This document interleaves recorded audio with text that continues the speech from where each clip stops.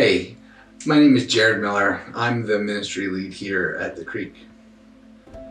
Over the next few weeks together, we're going to be exploring the story of Job in 4-minute intervals. And so, let's get to it. Welcome to the Creek.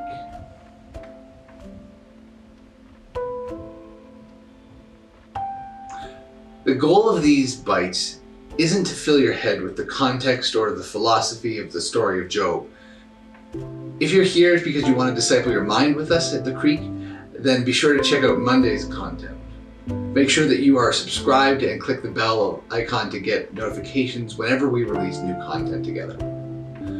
No, the goal of this series is to take a look at Scripture to help shape our hearts, to shape our passions, our desires, and ultimately shape our vision for the world. Job, as the counterpoint to the wisdom literature, and for more information on that, click the box here, is uniquely situated to do exactly that because wisdom is fundamentally different from knowledge. Wisdom speaks the language of the heart, and so that's where we're choosing to begin. So here's the book of Job TLDR. The Satan approaches God and tells him that Job's been good, but he's only worshiping God because God's been good to him. And so one by one, Satan gets permission to strip away a layer of blessing upon blessing from Job. And we're going to touch on that in a couple weeks. But no matter what happens, Job will not denounce God. And in the end, even after some of his friends try to convince him that his theology is flawed, Job maintains his rightness and finally gets a chance to confront God about it all. Job is a story about the connection between righteousness and privilege that's assumed into our reality.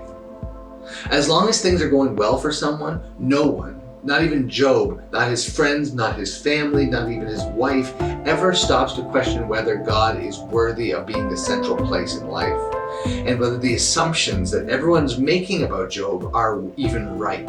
Today, when we see people who measure as materially successful, whether they've been lucky or whether they've been brilliant, we assume them a kind of default righteousness.